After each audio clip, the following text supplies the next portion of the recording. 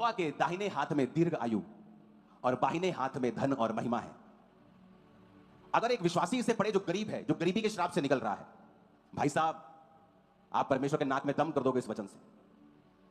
अगर आप में दिमाग हुए ना, अगर अगर अगर आप में बुद्धि हुई, इस एक वचन से आप प्रभु के सामने रोज घुटने लगा के बैठ जाओगे। उसको आपको धन देना पड़ेगा और आप प्रभु का काम करोगे, क्योंकि आप ये कहोगे प्रभु मैंने नहीं लिखा, मैंने थोड़ी लिखा है, तूने लिखा है कि तेरे दाहिने हाथ में दीर्घ आयु है, मुझे दीर्घ आयु चाहिए।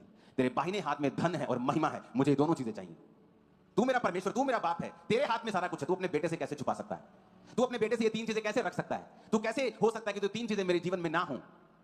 जिस दिन घुटनों पे लड़ना सीख जाओगे, पिता से लेना सीख जाओगे, पिता तुम्हें दे देगा सारा कुछ। पर बात यह है कि विश्वासी की लाइफ में वचन जीवित नहीं होता। क्यों? वो उसे पढ़ता नहीं। अगर आप 10 बच्चों के बीच में बाइबल पढ़ेंगे, आपको नहीं समझ आएगी। आप एकांत में पढ़ें, अलग होकर पढ़ें, काम होकर पढ़ें, समझ समझ के पढ़ें और देखें वचन आपको क्या कह रहा है। कि परमेश्वर कह रहा है मेरे दाहिने हाथ में दीर्घ आयु।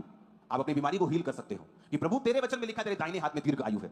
अगर तेरे दाहिने हाथ में है तो किसके लिए है? मेरे दुश्मन के लिए नहीं, मेरे लिए। मुझे चाहिए, मुझे चाहिए। आप दिन रात इस वचन से प्रार्थना करने लगते हैं।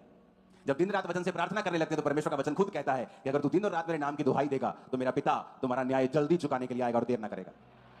प्यारे दोस्तों, जय मसीह की। इस ऊपर लिखे हुए वचन को आप देखें और पढ़ें। लिखा है कि प्रभु के दाहिने हाथ में दीर्घायु और बाएं हाथ में धन और महिमा है। प्रभु के दास संपूर्ण रूलर